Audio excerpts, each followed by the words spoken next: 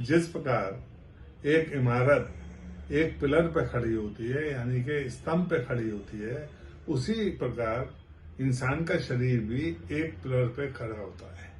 इस पिलर को हम वर्टिब्रल कॉलम कहते हैं, यानी कि रीढ़ की हड्डी। ये जो रीढ़ की हड्डी है, इसके चारों तरफ हमारा शरीर बना होता है। अब इस रीढ़ की हड्डी में 7 हड्डियां जो हैं वो गर्दन में होती हैं, 12 हड्डियां छाती में होती हैं, 5 हड्डियां कमर में होती हैं, 5 हड्डियां कूल्हे में होती हैं और 4 हड्डियां पूंछ की जगह होती हैं। अब आप देखते हैं कि ये जो गर्दन की हड्डियां हैं, ये 7 हड्डियां, इसको हम अंग्रेजी में सर्वाइकल रीजन कहते हैं, यानी कि गर्दन कहते हैं। गर्दन जिसे आप हिंदी में कहते हैं, अंग्रेजी में उसे सर्वाइकल कहते हैं। अब आप यहाँ पे देखेंगे तो यहाँ पे एक लाल रंग की ये नस दिखाई देगी। ये नस जो है दिल से खून दिमाग की तरफ को ले जा रही है। इधर हम देखेंगे कि हर हड्डी के बीच में से एक ये पीली नस निकल रही है। ये पीली नस जो होती है, इसे स्पाइनल नर्व कहते हैं, यानी कि दिमाग की जो पूंछ होती है, जो रीढ़ की हड्डी के नीचे से बीच में जा रही होती है, उसमें से जो नसें निकलती हैं उन्हें हम स्पाइनल नर्व कहते हैं। अब किसी वजह से इस नस पे या इस नस पे कुछ दबाव पड़े तो फिर अपना लक्षण छोड़ेगा।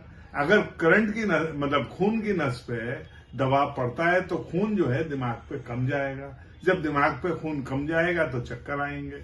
उसी तरीके से अगर ये जो स्पाइनल कॉर्ड में से नसें निकल रही हैं, इन्हें हम करंट की नस भी कहते हैं, इसमें करंट कम आएगा तो जो हिस्सा इस नस के जरिए काम कर रहा है उसमें सुन्नाहट होगी। ऐसा होने के लिए कुछ कारण होने चाहिए। कारण क्या हो सकता है? आप देखेंगे हर हड्डी के बीच में एक गद्दी है। ये गद्दी जो है शॉक एब्जॉर्बर का काम करती है। अब अगर मान लीजिए किसी वजह से ये हड्डी अपनी जगह से सरक जाए तो वो नसों को दबाएगी और नसों के दबने की वजह से लक्षण आएंगे।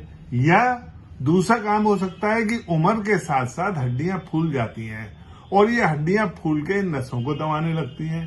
इन नसों के दबाने की वजह से भी लक्षण आएंगे। अब ये लक्षण क्या हो सकते हैं?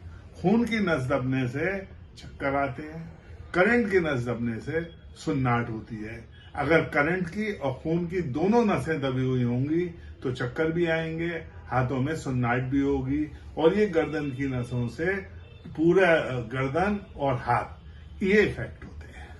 धन्यवाद।